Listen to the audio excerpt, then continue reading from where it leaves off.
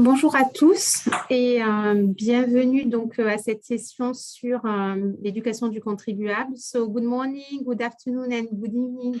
Bonjour, bonsoir à toutes et à tous. Bienvenue à cette session sur l'éducation du contribuable. L'objectif est d'accroître le respect des obligations fiscales volontaires. Je vais m'exprimer en français. J'invite les non-francophones à passer sur le canal d'interprétation, soit en espagnol, soit en anglais. Bonjour à toutes et à tous et bienvenue à cette session sur l'éducation du contribuable, un outil clé pour accroître donc la discipline fiscale. J'ai le privilège d'animer cette session cet après-midi avec mon collègue de l'OCDE, Monsieur Joe Steed, qui est un conseiller principal au sein de la division des relations internationales et du développement. Et donc, cette session réunit un nombre important de participants, donc ce dont nous ne pouvons que nous réjouir, et puis qui montre aussi l'intérêt donc pour le sujet de l'éducation du contribuable. Donc, je vais laisser peut-être les participants changer de channel pour activer donc l'interprétation en anglais ou en espagnol pour pouvoir donc suivre donc la session. Je vais en profiter pour partager mon écran et gagner un peu de temps. Donc, voilà. Donc, peut-être quelques mots, peut-être une précision. Donc, cette session est ouverte aux médias et au public. Et peut-être quelques mots sur le programme donc, des réjouissances de cet après-midi. Donc, mon collègue Joe Steed et moi-même donc, vous présenterons dans un premier temps le rapport de l'OCDE donc sur l'éducation du contribuable qui a été publié il y a quelques semaines à peine, puisque la date de publication est intervenue le 24 novembre de 2021. Nous donnerons ensuite la parole à des représentants du Togo, de l'Afrique du Sud et du Japon, qui nous présenteront les initiatives en matière d'éducation du contribuable qui sont mises en œuvre donc, dans leurs pays respectifs.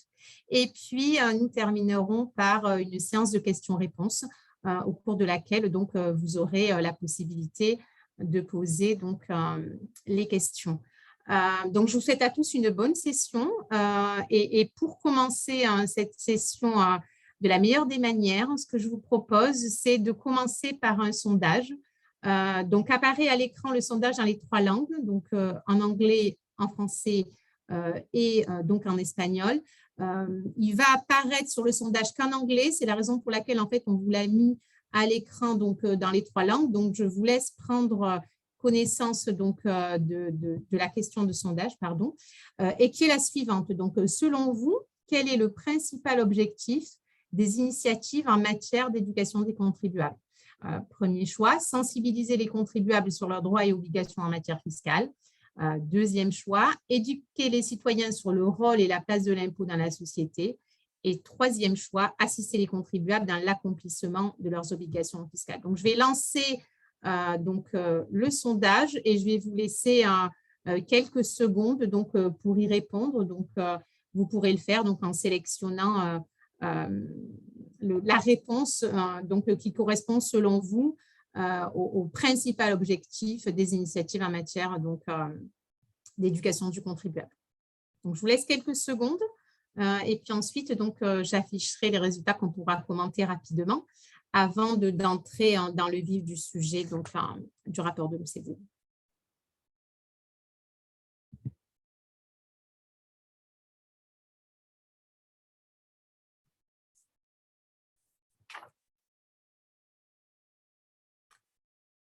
Donc, je pense qu'on arrive à la moitié. Donc, on a un programme qui est très chargé. Donc, je pense qu'on a pas mal de participants. Là, on en a plus de la moitié qui ont répondu. Donc, ce que je vous propose, je vais laisser quelques 2 secondes.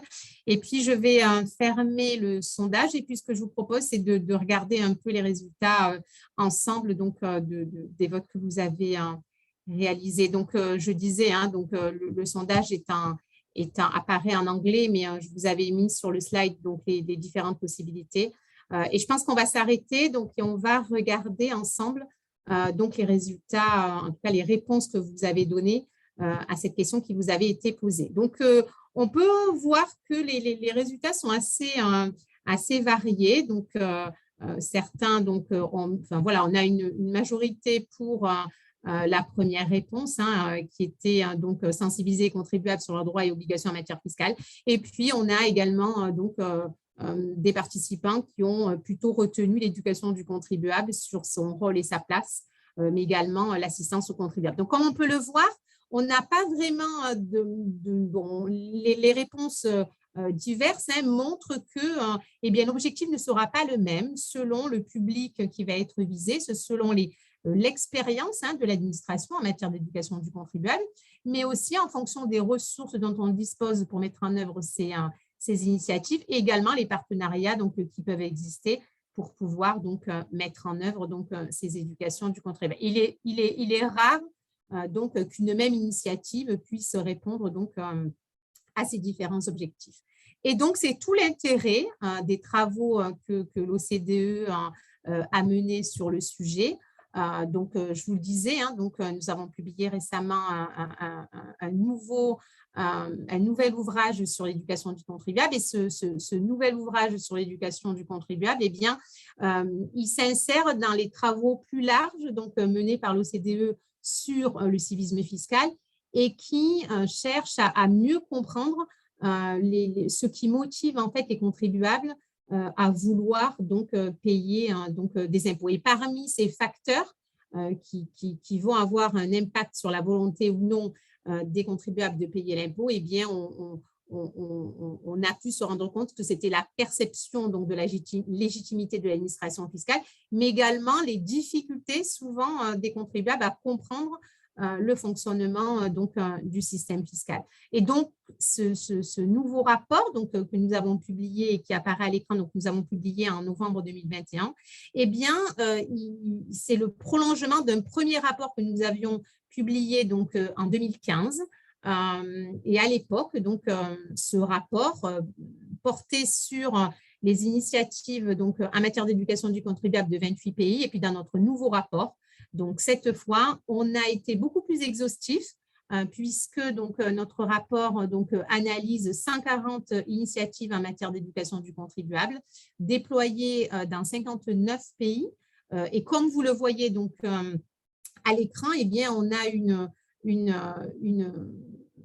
diversité, y compris géographique, dans la mise en œuvre de ces initiatives d'éducation du contribuable.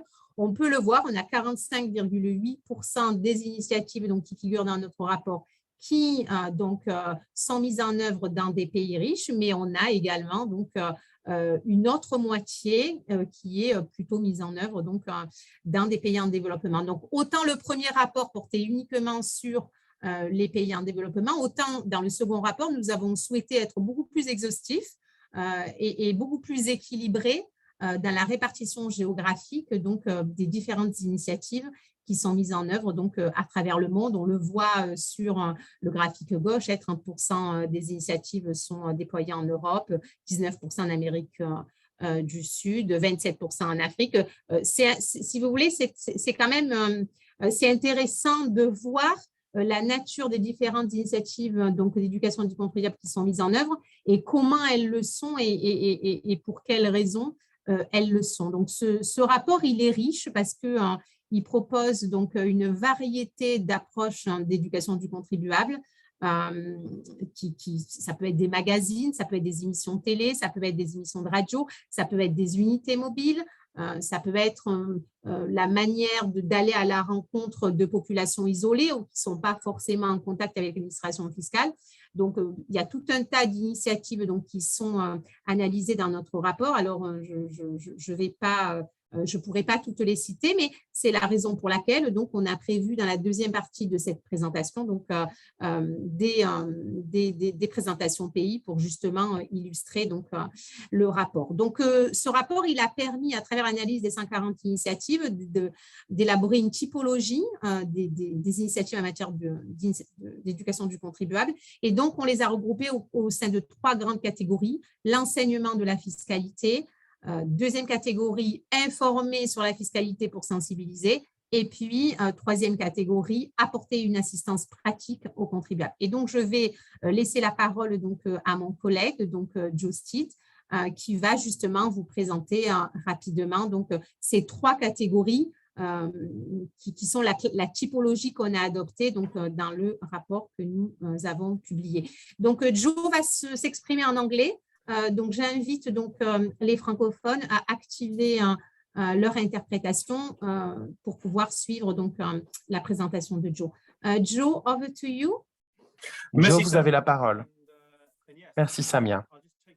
En effet, je vais donc rapidement vous présenter les trois approches principales que nous avons identifiées, les différents défis et la manière dont nous avons essayé de réunir tout cela pour aider à la réflexion de la question de l'éducation des contribuables. Alors, tout d'abord, la catégorie de l'éducation, l'apprentissage fiscal avec différents types d'approches en classe, des webinaires,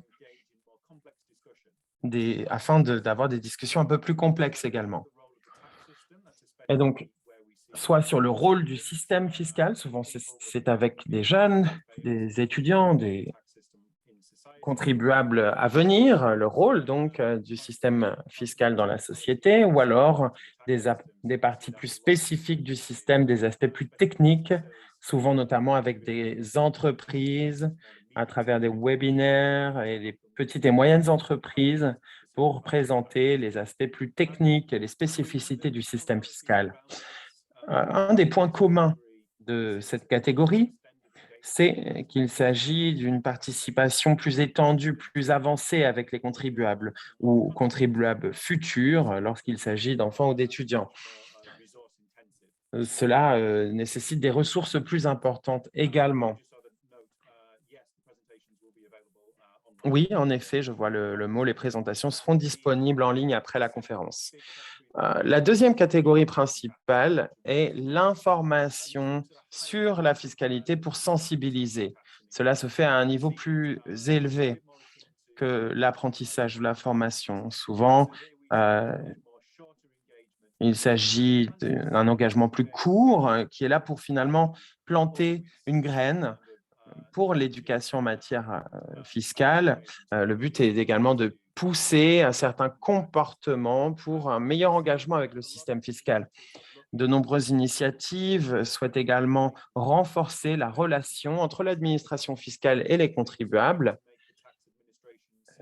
Comment finalement rendre l'administration plus facile d'accès, moins effrayante. Nous avons fait des recherches, nous voyons qu'il y a souvent des incompréhensions entre l'administration fiscale et les contribuables. Le but est de surmonter ces obstacles et cela fait vraiment la différence. Nous voyons plusieurs initiatives qui essayent de faire sortir l'administration fiscale et qu'elle arrive sur le terrain plus proche des contribuables. Prochaine diapo.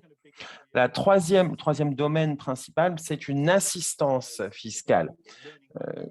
C'est finalement l'approche de l'apprentissage par la pratique. Pour ceux qui connaissiez déjà avant l'ISF, vous savez qu'il s'agit d'un outil très intéressant, très utile dans ces initiatives et souvent, cela permet de guider les contribuables dans les différentes formalités avec des outils numériques notamment. Et ça s'intéresse également aux groupes les plus vulnérables qui ont des difficultés à communiquer avec l'administration. Il ne s'agit pas simplement de payer les impôts, mais plutôt également d'un point d'entrée pour recevoir des avantages et avoir accès aux services de l'État. Prochaine diapo. Alors, nous sommes rentrés un peu plus en détail sur ces approches. Vous pourrez regarder toutes les initiatives en annexe, mais il y a des défis communs que nous avons identifiés et cela peut être intéressant de les analyser. Tout d'abord, les défis principaux de ces initiatives concernaient le fait d'identifier les organes cibles, le public cible. Souvent, il faut parler à un public qui ne communique pas avec l'administration.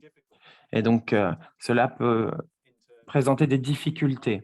Il faut donc trouver des partenaires au-delà de l'administration fiscale. Et souvent, c'est une des fonctionnalités les plus importantes pour une initiative réussie. Souvent, il faut établir cette relation ou il faut trouver des partenaires de confiance pour les contribuables. Cela peut être en dehors du gouvernement ou au ministère de l'Éducation avec les professeurs, les étudiants, mais également des ONG qui travaillent avec la population sur le terrain, des organisations d'entreprises, notamment pour les petites et moyennes entreprises. Mais on voit également des exemples où ils ont utilisé des musiciens, des célébrités, afin que les processus fiscaux soient moins effrayants pour la population. Nous voyons également des partenariats qui sont souvent des aspects clés pour faire grandir ces initiatives et qu'elles restent durables sur le long terme, puisque souvent un défi est celui de l'accès aux ressources. Et cela nous amène au fait qu'il s'agit d'un projet long terme. L'éducation fiscale ne se fait pas du jour au lendemain. Il faut être réaliste sur les résultats attendus et sur la chronologie. Et d'ailleurs, en 2015, la plupart des initiatives de 2015, du rapport de 2015 sont toujours en cours. Et il y en a des nouvelles également. Donc, on peut voir que lorsque les pays font cela, c'est un engagement sur le long terme. Une fois de plus, cela est également lié à un des principaux défis, à savoir de sécuriser ces ressources pour pérenniser ces programmes. Concernant la chronologie et les résultats de ces initiatives, lorsque les initiatives sont liées à des dates, avec un programme, avec une chronologie, alors il faut la garder à l'esprit, c'est très important. Mais il faut également penser au fait que cette temporalité n'est pas simplement pour l'administration, mais également pour le public ciblé. Nous avons entendu des retours très importants sur certaines initiatives où les étudiants, lorsqu'ils essayaient de suivre ces formations, par exemple, lorsqu'elles étaient organisées durant les périodes d'examen, elles étaient bien moins suivies. Donc, il faut penser à la chronologie, à la temporalité, pas simplement par rapport ou du point de vue du système fiscal, mais également celui du public que vous souhaitez toucher. Enfin, il y a de l'évaluation. L'évaluation et le suivi est très limité. Toute forme de révision était incluse dans moins de 20% des initiatives. Et nous pensons qu'il est nécessaire d'améliorer l'évaluation, le suivi, afin de mieux comprendre comment ces programmes fonctionnent, puisque souvent, ils essayent d'atteindre de nombreux objectifs, mais il n'y a pas vraiment de compréhension du fonctionnement ou de leur impact. Et cela permet également de les améliorer pour une valeur plus importante. 75% des répondants ont indiqué que l'initiative avait un impact important ou très important pour accroître le sentiment d'obligation fiscale dans le public ciblé. Donc, il y a des choses très positives et nous avons également aidé à identifier les défis. Mais il ne s'agit pas simplement d'une analyse de données de ces différents exemples. L'objectif est également que ces résultats aident ceux qui souhaitent concevoir ce type d'initiative ou améliorer les initiatives existantes. Et donc, nous avons établi 4 phases du processus à suivre pour avoir une initiative réussie. Tout d'abord, être très clair sur l'objectif, comme nous l'avons vu sur le sondage. Il faut établir les objectifs recherchés. Il faut être très clair sur ce que vous voulez faire à travers cette initiative. Et les exemples que nous avons vus, les plus réussis, avaient fait cela. S'assurer que les ressources sont disponibles. Une fois que vous avez établi vos objectifs, vous devez avoir les ressources pour atteindre ces objectifs. Et si ce n'est pas le cas, vous devrez peut-être revenir en arrière, mieux définir vos objectifs afin également d'établir quelles sont les ressources disponibles. Enfin, peut-être que vous pouvez commencer avec une échelle plus basse, faire un système de pilote et ensuite accroître la portée de l'initiative. Une fois que vous connaissez le périmètre de votre initiative et les objectifs, il faut ensuite savoir quel type de projet, d'initiative vous devez mettre en place. Et donc, nous souhaitons vous guider pour que vous puissiez en apprendre des autres initiatives existantes et définir le type d'initiative nécessaire selon et l'adapter au contexte local. Certaines initiatives ont rencontré des défis et vous pourrez voir un peu à quoi cela ressemble dans votre contexte. Ces informations sont disponibles et quelles sont les difficultés qu'ils ont rencontrées pour atteindre ce public ciblé. Nous avons accompagné ce travail avec des questions clés pour que vous puissiez réfléchir à ces sujets. Alors, où est-ce que le rapport est disponible? Il est disponible en anglais, en français et en espagnol, en ligne. Vous avez les liens à l'écran et la présentation sera disponible sur notre site web après la réunion. Et sinon, vous pouvez faire une recherche Google OCDE et le titre « Édifier une culture fiscale, civique et citoyenne ». Voilà donc pour un aperçu de haut niveau de ce rapport. Et ensuite, nous allons pouvoir voir des présentations pays pour voir comment cela se passe dans les pays. Merci beaucoup, Joe. Je vais maintenant donner la parole à Madame Issa Faebilatou, directrice de la section de l'éducation des contribuables à l'Office togolais des recettes. Elle va s'exprimer en français. J'invite donc les intervenants non francophones à passer sur le canal d'interprétation en anglais ou en espagnol pour suivre sa présentation. C'est à vous. Je vous laisse la parole et je vous laisse nous présenter l'expérience du Togo. Comme je le disais, Madame Issa travaille à l'Office togolais des recettes. Elle est chef de la section éducation des contribuables à la direction de la communication et des services aux usagers. Madame Faebilatou, c'est à vous.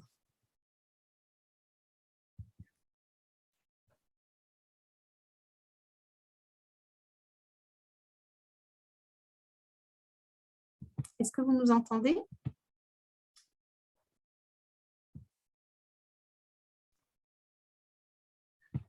Merci, Samia.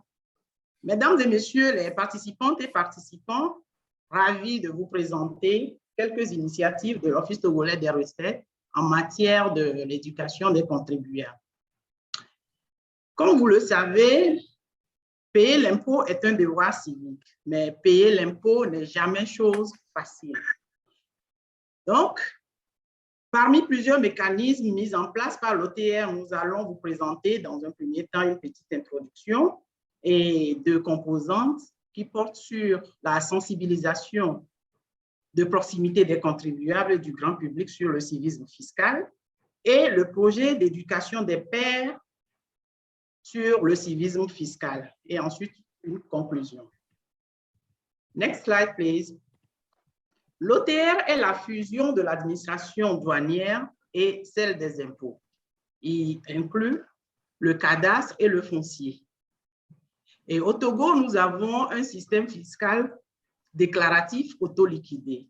Et ce système laisse la latitude à tout opérateur économique de calculer l'impôt lui-même et de se présenter à l'administration fiscale pour procéder au paiement. Ce paiement peut se faire à la caisse de l'administration fiscale ou douanière, en ligne ou par virement bancaire ou le mobile payment. L'une des missions de l'Office togolais des recettes est d'avoir un service de qualité rendu aux contribuables. Et cette qualité de service se manifeste non seulement par l'accueil des contribuables, mais aussi et surtout par la communication, des sensibilisations, des formations pédagogiques actives et aussi la simplification des textes fiscaux et des procédures fiscales. C'est dans cette optique que l'OTR s'est doté d'une direction de la communication et des services aux usagers afin d'éduquer les contribuables et de promouvoir le civisme fiscal. Donc, pour mener à bien les activités de la direction a mis en œuvre plusieurs initiatives telles que le magazine OTR Actu, le programme de sensibilisation de proximité des contribuables et du grand public sur le civisme fiscal et le projet d'éducation par les pairs sur le civisme fiscal. Mais dans ce cadre de cette présentation, nous allons nous contenter de vous présenter les 2 dernières activités. Donc, la sensibilisation de proximité des contribuables et du grand public au civisme fiscal. Pourquoi cette sensibilisation? Donc, cette stratégie a été mise en place pour promouvoir le civisme fiscal auprès des micro-entrepreneurs et aussi de les amener à mieux honorer les obligations fiscales selon les échéances. Car au Togo, nous n'avons pas la culture des impôts, c'est-à-dire l'impôt dans sa forme numéraire n'existait pas, n'est pas dans la culture de la population togolaise. Donc, raison pour laquelle nous avons initié ces genres de sensibilisation en choisissant les zones de concentration de la population et ces zones qui ont une portée des activités, c'est-à-dire là où les activités abondent dans ces zones. Au niveau des formations, nous travaillons avec les divisions sur toute l'étendue du territoire, c'est-à-dire les divisions des impôts et de la douane sur toute l'étendue du territoire. Et là, nous essayons de recenser les défaillants, les contribuables qui sont défaillants, les nouvelles créations, ceux qui viennent de créer leur entreprise, et les PME que nous appelons les petites et moyennes entreprises ayant un chiffre d'affaires inférieur à 60 millions. Donc, etc. Donc, qu'est-ce que nous faisons avec ces derniers? Nous avons des actions que nous menons avec ces derniers. Ce sont des actions de sensibilisation. Donc, nous organisons ces sensibilisations en collaboration avec les structures d'accompagnement étatique mises en place au Togo, telles que les structures qui sont destinées à formaliser le secteur informel. Nous avons la DOSI et les CGA, les centres de gestion agréés, et les FNFI, etc.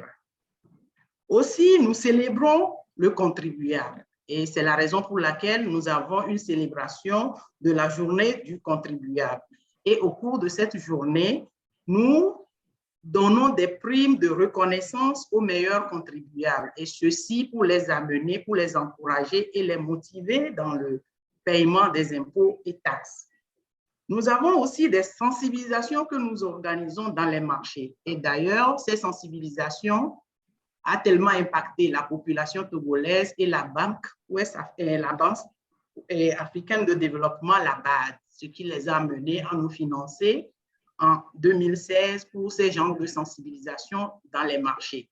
Puisqu'au Togo, la plupart des femmes dans les marchés sont locales et ne parlent pas français. Donc, raison pour laquelle nos activités que nous menons sont dans les langues locales, dans les quartiers comme dans les marchés. Et ces sensibilisations sont organisées de façon interactive pour faciliter la compréhension des concepts spécifiques de l'administration fiscale et douanière. Et au cours de ces sensibilisations, nous organisons aussi des danses folkloriques, des sketchs pour illustrer le civisme fiscal, le paiement, le consentement, la spontanéité dans le paiement des impôts. Les formations. Ces formations concernent les PME. Et les PME, et les grandes entreprises que nous considérons comme des professionnels déjà, parce que bon, ces genres de contribuables savent déposer les bilans à la fin de l'année et participer au paiement des impôts. Next slide, please.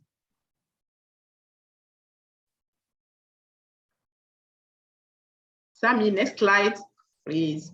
Oui, il est affiché, le slide. Ici, nous avons quelques planches qui expliquent, qui montrent ce que nous faisons sur le terrain, sur toute l'étendue du territoire, que ce soit dans les quartiers, dans les régions, dans les villes et dans les villages aussi.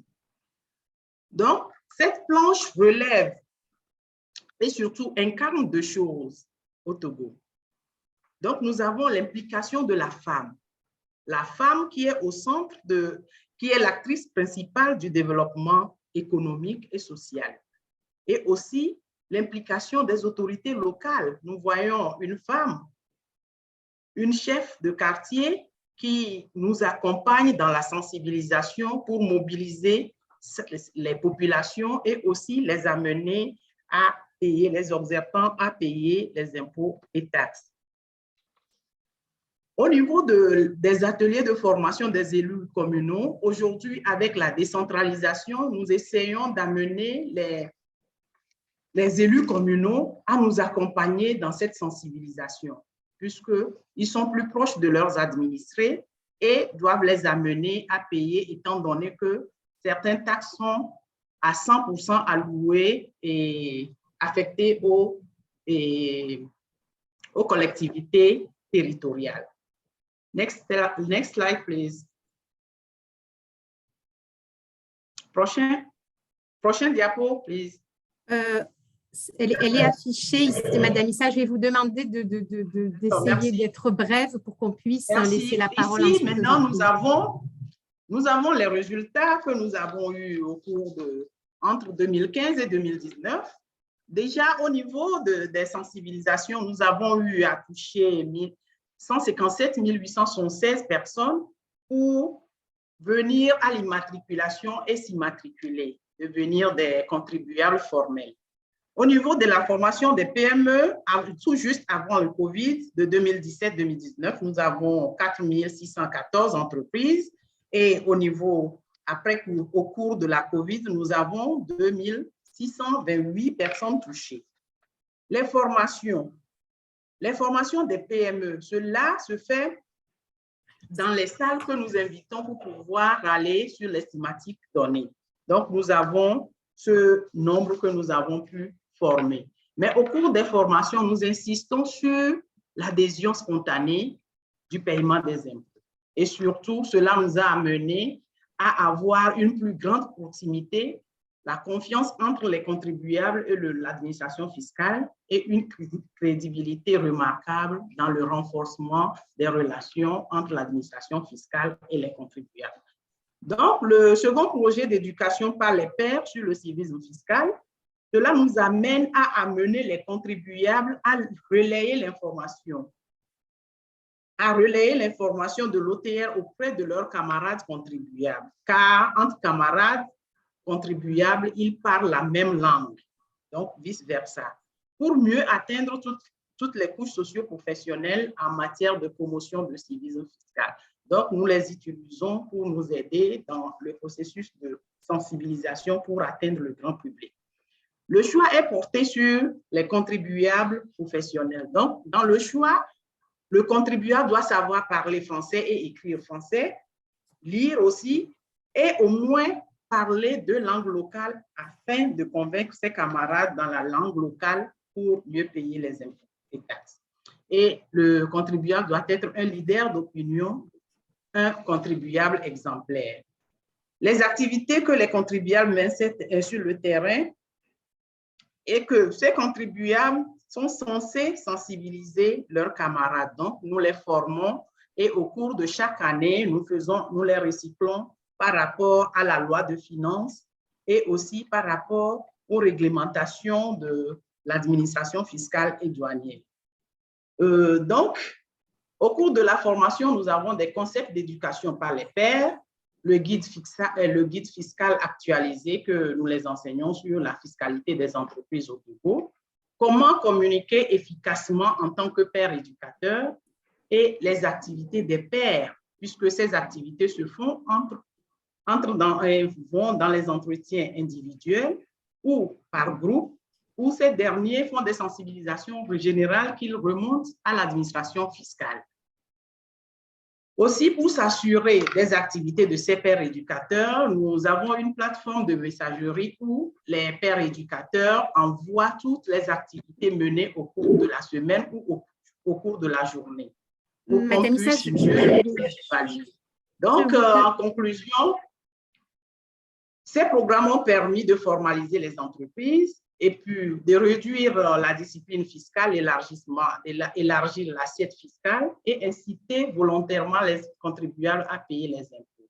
Aujourd'hui, le défi qui nous reste est de mettre en place de nouvelles stratégies afin de prendre en charge les micro-entrepreneurs, c'est-à-dire les entreprises qui naissent sous des formes diverses, non inventoriées, non enregistrées, et les ménages dans la diversification de leurs activités, dont la contribution contribue aux collectivités territoriales.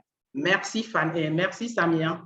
Merci beaucoup, Madame Issa, pour votre présentation qui était très claire et très complète et qui nous a permis de voir des initiatives réussies en matière d'éducation du contribuable. Je vais maintenant passer la parole donc, au représentant du Japon qui va s'exprimer en anglais. Et c'est la raison pour laquelle donc, je vais inviter les collègues francophones donc, à activer leur interprétation pour pouvoir suivre donc, la présentation du Japon. So let me now introduce Mr. Kemoshi Toshiyuki. Je vais maintenant présenter Monsieur Toshiyuki Kemoshi, qui est directeur de la division des opérations internationales à l'Agence fiscale nationale du Japon. Vous avez la parole, Monsieur Kemoshi. Merci beaucoup, Samia. Merci de me donner l'occasion de m'adresser à vous aujourd'hui. Je suis Toshiyuki Kemoshi, directeur de la division des opérations internationales à l'Agence fiscale nationale du Japon, AFN. Au cours de ma présentation aujourd'hui, je vais vous expliquer le rôle de notre agence en ce qui concerne la sensibilisation, l'éducation des contribuables. Le Japon a adopté un système d'évaluation autonome il y a maintenant plusieurs années, et donc les contribuables calculent leur impôt eux-mêmes, leur imposition, leur niveau d'imposition eux-mêmes, et ensuite ils font leur déclaration dans un système qui fonctionne très bien. Et ensuite, il y a un système qui s'assure que ces contribuables connaissent bien le système et comment il fonctionne et qu'ils comprennent leurs obligations fiscales. Afin de soutenir ce système d'imposition, nous nous basons sur deux piliers. D'abord, améliorer l'environnement de paiement des impôts et ensuite, nous devons nous assurer qu'il y ait une éducation des contribuables. Ils doivent comprendre ce système d'imposition et doivent comprendre le rôle que jouent leurs impôts. L'objectif de ces programmes est d'assister les contribuables afin d'évaluer leur base d'imposition correctement et afin de préparer la génération à venir de contribuables.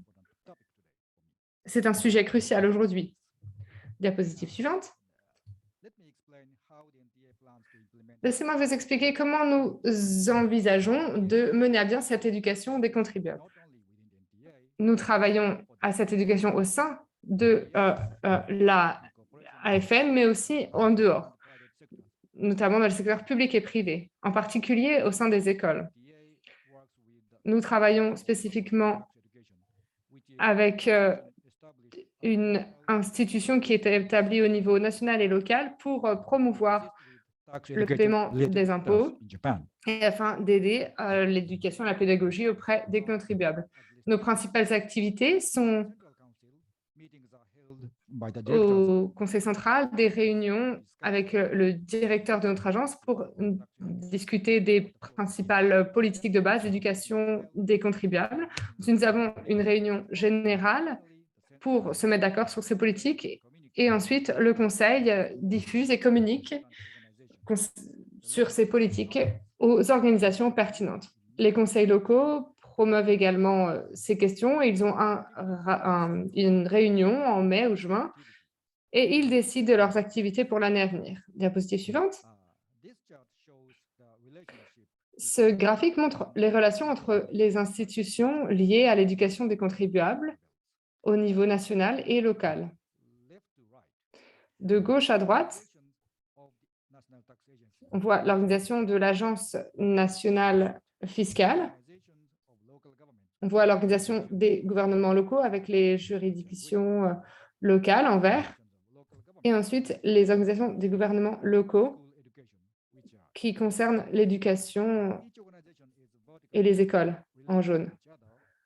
Toutes les organisations, toutes les institutions sont liées les unes aux autres et ont pour objectif de promouvoir l'éducation du contribuable. Les membres qui participent à chaque conseil au quotidien envoient du contenu sur l'éducation fiscale. Ils donnent des exemples aux autres organisations qui participent. Je vous prie de m'excuser, on ne voit pas très bien l'écriture, on ne voit pas très bien la police d'écriture qui est petite.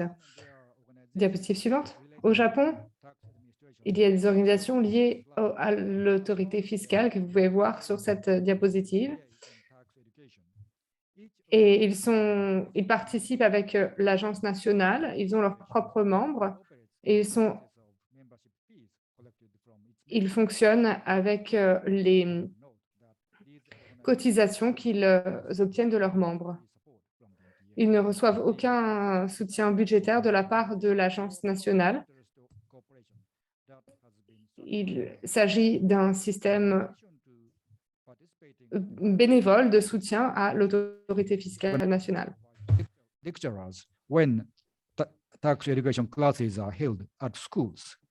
Lorsque des cours sont donnés dans les écoles pour l'éducation du contribuable, ces organisations fournissent des contenus et des activités comme des cartes,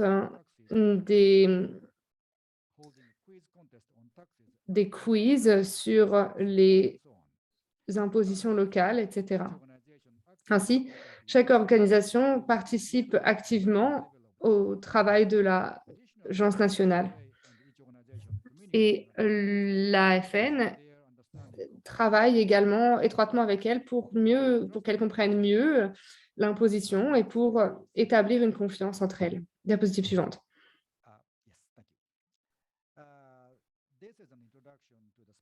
Voici une présentation du rapport spécifique de notre agence nationale. Il s'agit du nombre de cours au sein des écoles.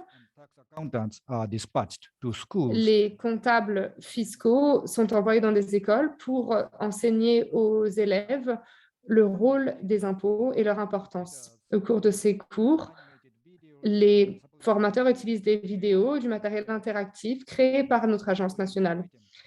Les formateurs utilisent également des fiches avec des images d'écoles, de commissariats, d'hôpitaux, qui sont des exemples d'institutions publiques construites grâce aux impôts. Certaines de ces activités sont réellement interactives et elles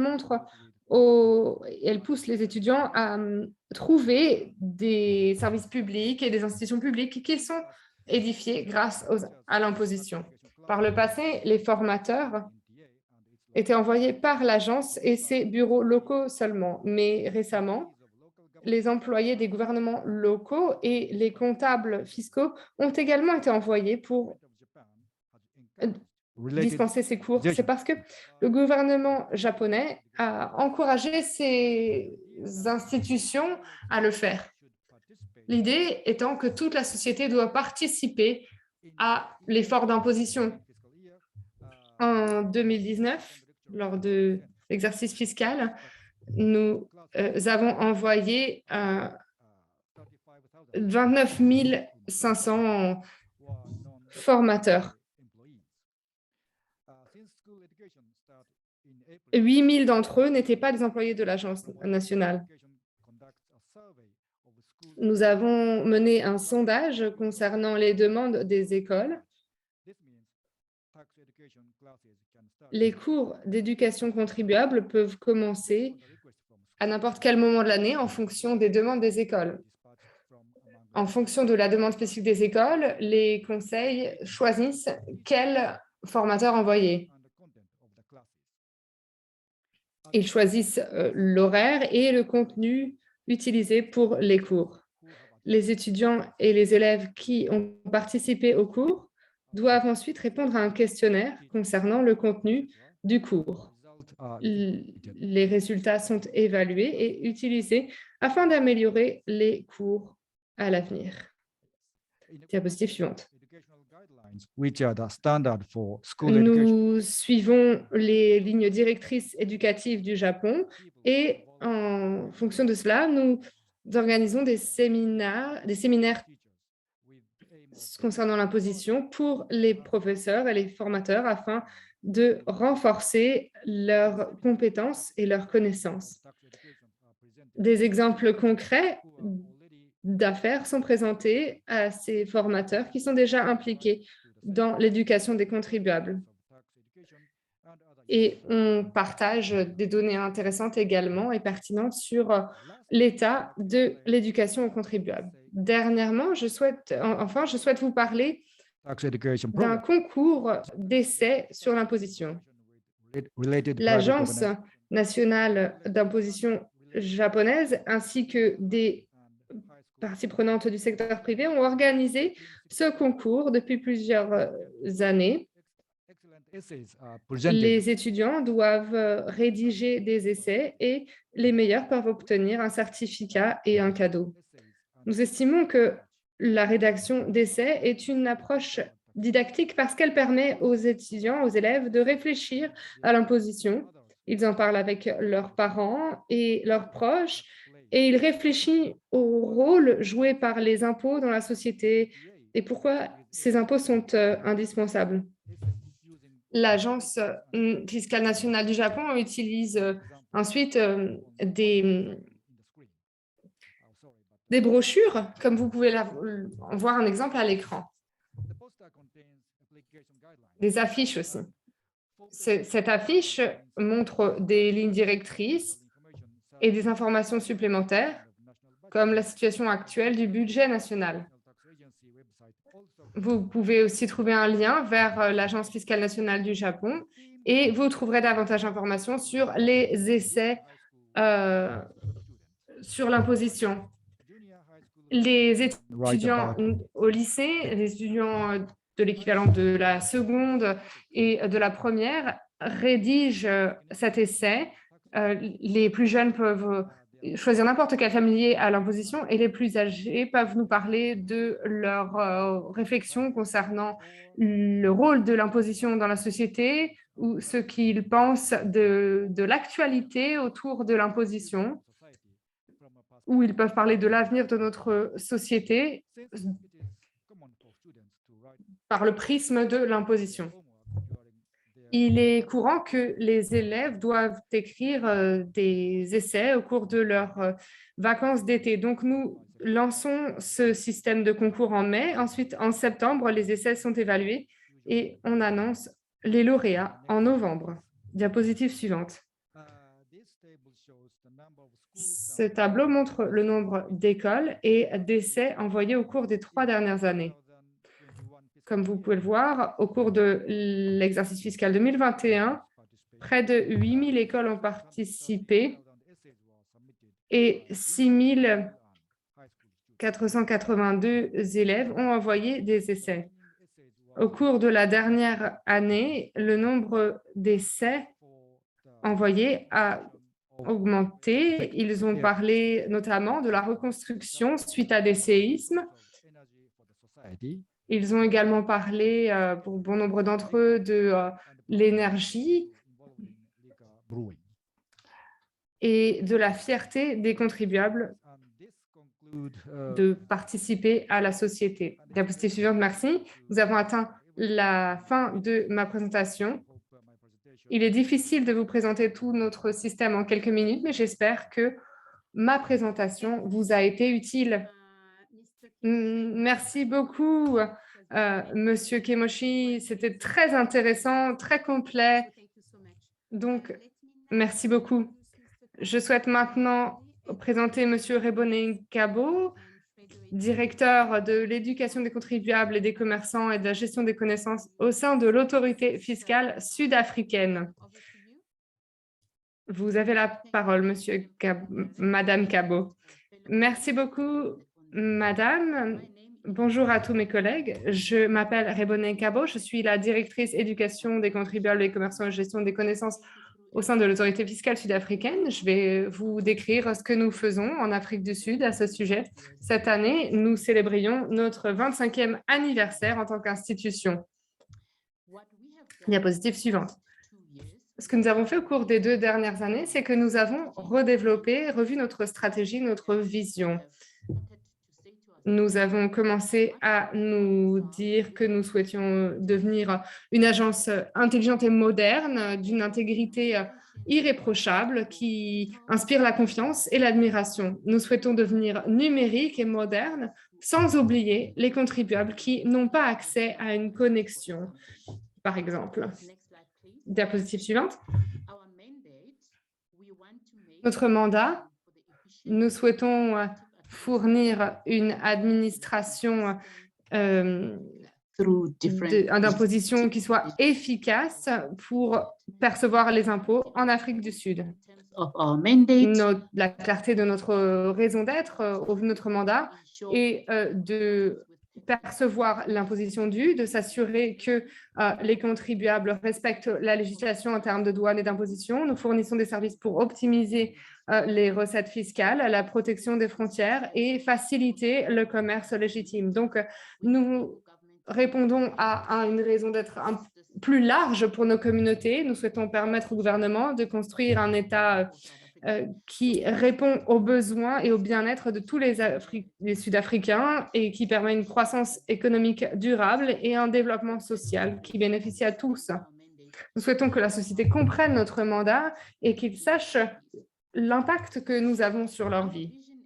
Diapositive suivante. Notre vision en tant qu'équipe d'éducation, ce que nous souhaitons atteindre, c'est que nous souhaitons permettre davantage de clarté et de certitude quant au système d'imposition grâce à un système de pédagogie d'éducation. Nous souhaitons améliorer l'expérience des contribuables en réduisant la complexité et des services pour les commerçants, et ce, afin d'améliorer la discipline fiscale.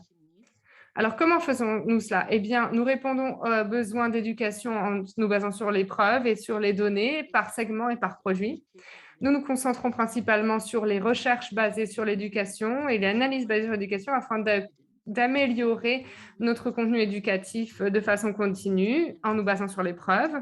Nous souhaitons que nos communautés de contribuables comprennent notre travail et que les thèmes que nous abordons sont liés à leurs besoins. Nous fournissons du contenu éducatif qui leur permet de comprendre notre travail et qui comprennent les principes comportementaux et le changement comportemental. Nous souhaitons les aider à comprendre le processus et afin qu'ils changent leur comportement. Nous sommes en train de développer un programme éducatif entièrement numérique afin d'aider nos contribuables à répondre à certains problèmes de façon numérique. Nous souhaitons pouvoir éduquer en particulier les contribuables, en particulier et même malgré la pandémie. Nous souhaitons que notre contenu éducatif soit opportun et pertinent pour les organes externes, en particulier ceux qui sont en contact avec les associations et les entreprises. Ils peuvent nous aider à nous assurer que nous relevons les défis de notre mandat. Nous tissons de forts partenariats avec les autres organisations nationales. Je souhaite partager avec vous certains des ateliers éducatifs personnalisés que nous avons fournis et les interventions personnalisées que nous fournissons. Nous avons des ateliers internes où les contribuables sont invités par texto et nous avons également les calendriers sur le site Internet de notre autorité fiscale pour tous ces ateliers. Nous avons également des ateliers externes qui s'adressent aux enseignants. Ils peuvent avoir accès à du contenu pour leurs élèves et pour les contribuables. Nous avons des ateliers qui peuvent se tenir au sein des entreprises, des industries. Ils nous appellent et ils nous aident également à éduquer les contribuables.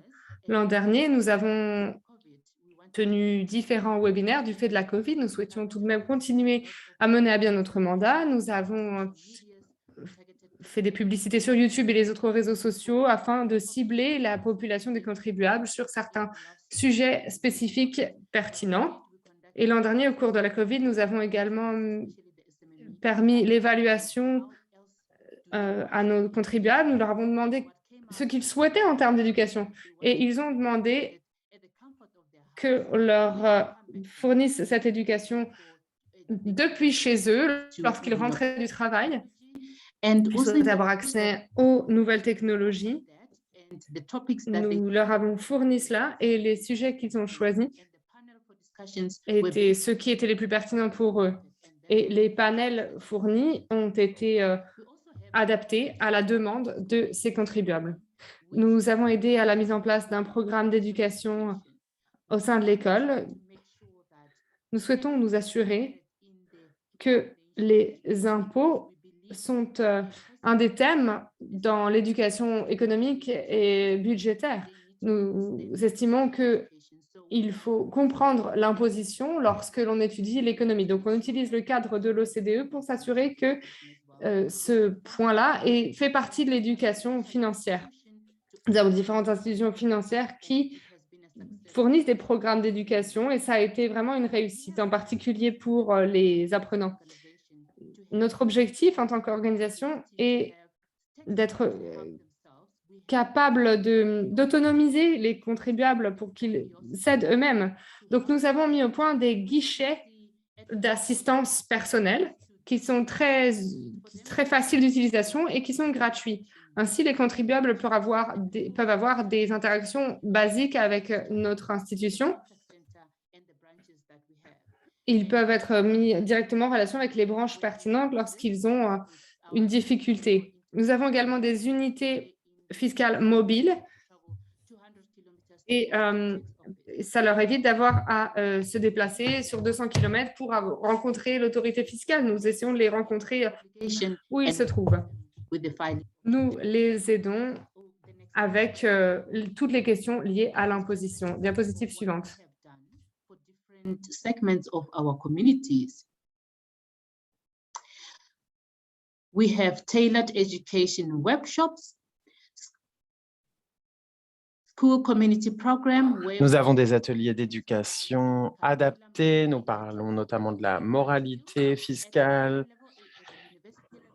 des qualités de vie et au niveau tertiaire, notamment sur les processus d'enregistrement fiscaux et leurs obligations, afin qu'ils puissent s'enregistrer pour payer leurs impôts. Nous avons également des programmes spécialisés en matière d'exemption fiscale, de TVA, de fiscalité sur le chiffre d'affaires, impôts provisionnels.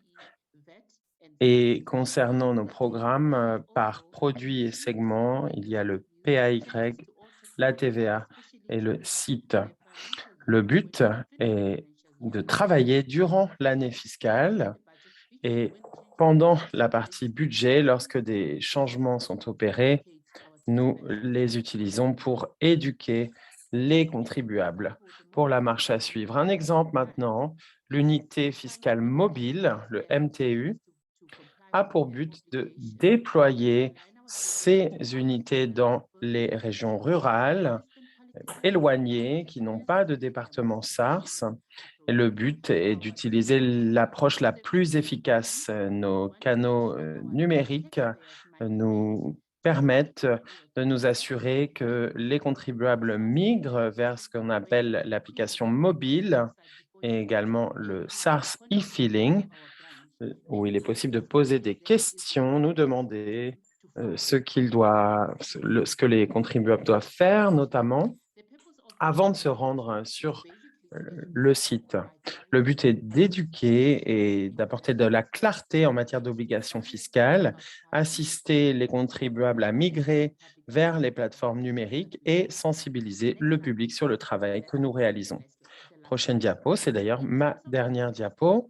Concernant les webinaires que nous avons organisés, ils ont rencontré un grand succès, notamment dans l'époque du Covid.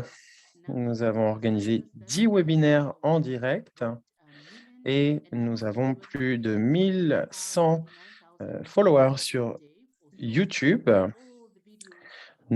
Avec ces vidéos que nous avons mis en ligne, eh bien, jusqu'à maintenant, nous avons plus de 39 000 reproductions de vidéos et nous sommes en train de développer un compte TikTok et utilisons YouTube pour ce travail d'éducation. Selon nous, le fait de passer au numérique va nous aider à migrer vers un modèle Smart SARS et engager les contribuables à migrer avec nous. Merci beaucoup. C'était ma présentation pour SARS. Merci beaucoup, Dr Gabo, pour cette présentation très intéressante et très documentée. On ne va pas avoir assez de temps pour la session de questions-réponses à la mesure où on arrive au terme de cette session qui était riche. Donc, je voudrais remercier les intervenants, Madame Issa, Monsieur Kemouchi et le Dr Kabo pour avoir partagé avec nous l'expérience de leur pays en matière d'éducation du contribuable. Et comme on a pu le voir, les approches sont très variées, les publics sont variés et c'est tout l'intérêt de ces initiatives en matière d'éducation du contribuable qui ont pour finalité d'encourager et d'accroître la discipline fiscale. Je remercie également les participants qui ont été nombreux cet après-midi à assister à cette session, ce qui montre aussi l'intérêt pour le sujet de l'éducation du contribuable, ce dont nous pouvons que nous réjouir et nous allons poursuivre à l'OCDE nos travaux sur le sujet. Et puis, je voudrais remercier nos donneurs qui nous permettent de continuer à travailler sur ces sujets très intéressants et nous permettent également de poursuivre notre activité au sein de la division des relations internationales et du développement en direction des pays en développement que nous assistons. Donc, merci à nos différents donneurs. Et puis, pour terminer, juste vous rappeler que ce rapport dont nous avons parlé aujourd'hui et qui contient les différentes initiatives qui ont été présentées par le Togo, le Japon et l'Afrique du Sud, elles figurent dans notre publication qui est disponible en français, en espagnol et en anglais sur le site de l'OCDE. Donc, désolée pour ces quelques minutes de retard. Je vous invite à rester dans la salle pour la prochaine session qui sera tout aussi intéressante et au cours de laquelle nous parlerons formation. Donc, bon après-midi à vous et bonne suite de ces journées de la fiscalité et développement. Merci, au revoir.